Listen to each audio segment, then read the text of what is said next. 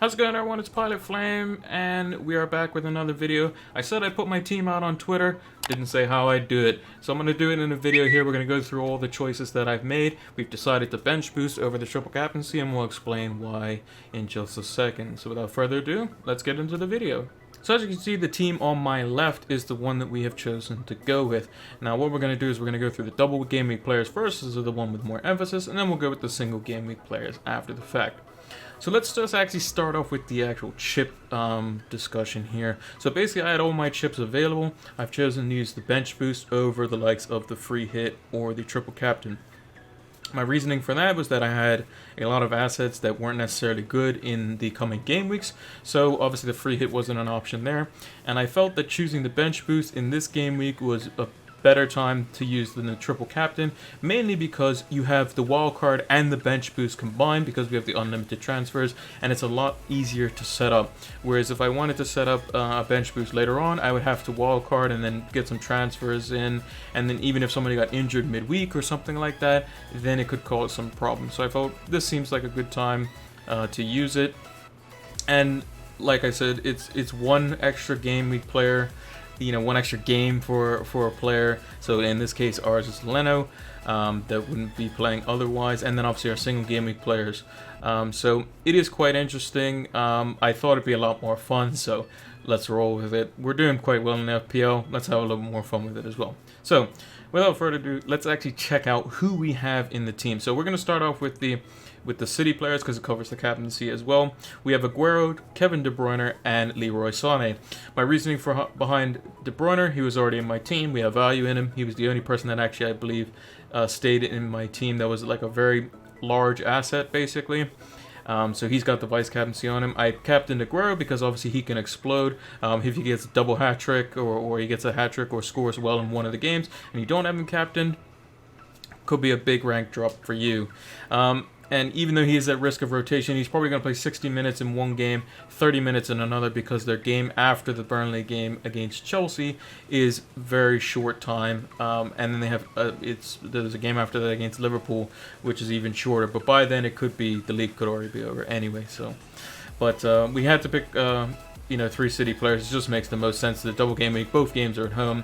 Just makes the most sense. And then Leroy Sané, we decided to go with him over the likes of Riyad Mahrez, mainly because he offers something different that City haven't had this year. So I think Pep may be more inclined to basically play him because it's something that he's a bit more direct. He's got the most pace basically in the entire team. From what we've seen, and he just brings a better dynamic, and overall he allows City to open up more spaces and score more goals because of the directness, because of the pace and power that he brings. So I felt that he was a punt. He is 9.3, but I thought it was a good choice rather than the likes of Nicola Pepe from Arsenal or going with Riyad Mahrez as well. I just felt that Sané, Sterling, Aguero as a front three is the most scary for City's team since they've been dominating over the last couple of years. Moving on to Arsenal, the team that they're playing first. Basically, I had my mind set this week that Aubameyang and Leno were probably the only good picks. But then as I kind of thought about it more and saw the reports coming out that, that Tierney and Bellerin are basically playing a lot of minutes, they're getting themselves back, and they haven't actually played together like at all since they've been at the club. I felt that it was a better time than ever to get somebody who's really a punt and bring them in and see what they can do in a double game week. That being said, if they don't want to be rushed back, they probably won't play in the Man City game. They have had a lot of time to recover. Both have had long-standing injuries this season. So the likes of Tierney, mainly, who's been out for a lot longer, may come off the bench in the Man City game, but may start the Brighton game, which is a lot easier for him, rather than just being chucked straight into the fire right away. So I felt that was a good choice out of all the basic remaining assets at that price point. If we were to bring in Bellerin, we would have had to drop the likes of Stevens down to O'Connell or Egan, and I found that Stevens was a much better asset. And then obviously Aubameyang for Arsenal he's the best forward. He's going to play both games. He has to play both games if they want to make up the ground that they've already lost from their previous mishaps throughout the season, and he's their best player arguably. So if not undoubtedly their best player. Moving on to Sheffield United, we have Lundstrom, Henderson, and Stevens. Now, Lundstrom and Henderson have been in my team for a long time. Lundstrom's actually been in since he was $4 million at the start of the season and hasn't left it. So those were two pretty easy picks for me. And then it was just a matter of which Sheffield United defender extra I wanted. I chose Stevens just because he seemed to be the more productive. He just happens to be the more expensive as well. And my team value was quite good to whereas I was able to actually get him in. Before I made these transfers, my team value was 107.1 million, and I think with these transfers it only drops around 1.9, which isn't a crazy amount when you think about it, because my team value is still going to be over 105 million rather. So it just makes the most sense to me. And then obviously with Aston Villa, we do have a couple of big picks here, big bold picks here that they might not play, or it could be just curtains for them in the game week. Obviously, Grealish makes sense in everyone's team at that price point. He brings the most value. Whereas Douglas Luiz and Target are a bit iffier. Target may get us a return, potentially against Chelsea, whose defense hasn't been great. Obviously, both their games are at home, so it's kind of hard to ignore that. Mind you, they have been leaking goals for fun, so it could be a bit of a worrying scenario here. And then Douglas Luiz was in favor, even with the likes of El Ghazi, Hourihan, and players like that that were in the team.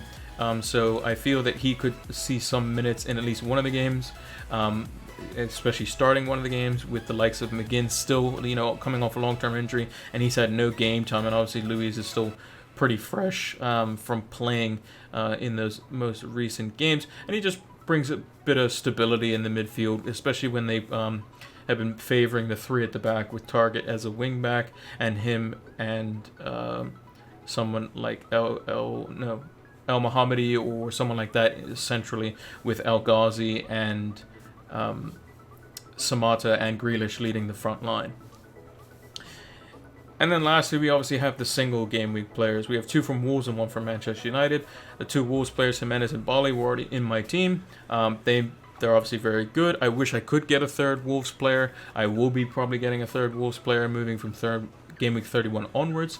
And those two were the best picks for me. If I had obviously had a little bit more money, I would have splashed it on Doherty.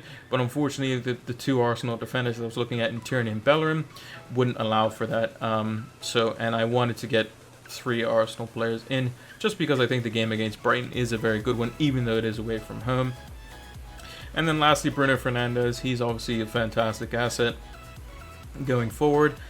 He's the linchpin of United's team. He's what makes things happen. He's what makes things tick. And at 8.6, he's basically a steal. If you look at other midfielders that are priced fairly highly, that score and assist and do all those kinds of things. Take an example, Heung-min Son, who's obviously really good. Last season, when he was around the 8 million mark, he was obviously insane value, and I think Bruno Fernandes could be like that as well. And especially going forward in Game Week 31 onwards, United have insanely good fixtures, and we're going to be looking to potentially get the likes of Martial or Rashford or even one of the defenders in Wan-Bissaka and Maguire into the team because of those great fixtures. And just some closing thoughts on the team. I think overall it's a solid team. There is some risks, obviously, with triple Aston Villa, with Leroy Sané and Kieran Tierney. But I think that the team overall is a very good one. And I think that the triple captaincy is something that can be used definitely at a later date, with Man City obviously playing Norwich. And I feel that it's going to be easier to pin down the captaincy once we know a lot more. Whereas the bench boost, we know that you're going to have these single game week players that are definitely going to play. Jimenez will definitely play. Bali will definitely play. Fernandes will definitely play. And Leno will definitely play. It's just a couple of the ones that we have in the lineup that are double game week players that may see minutes in one game and not so much in the other. But that's perfectly fine. We kind of expect that. We expect that with City. I don't expect Aguero to play both games 60 minutes plus. Same with Leroy Sané. Kevin De Bruyne I kind of do because he's what makes the team actually play well. And he's just a different dynamic. But I think with our choices in Sané and Tierney and Douglas Luiz in particular, those are like the three more risky picks. And I feel that they are something that allow for the teams to do something slightly differently, especially with Tierney giving him a threat down the line of an overlapping run for Aubameyang, who plays typically out on the left when he has the central striker in Nketiah or Lacazette there. And same with Sane, he allows for more space for Aguero, allows Sterling to make those back post runs and those low crosses coming in. And Douglas Luiz just adds more stability and packing of the midfield for Aston Villa. So that's going to do it for this video. Make sure to leave a like, subscribe, and turn those notification bells on. Make sure to give us a follow over on Twitter and Twitch, PilotFlame226. That's where we post all the videos that are released, as well as post when we go live over on Twitch for our Game Week discussions, as well as many other games that we also play on this channel as well. And hopefully next week I'll be here very happy with my team that they got me a lot of FPL points. And until then, we will see you all in the next one. Hope you all have a good game week. Take care.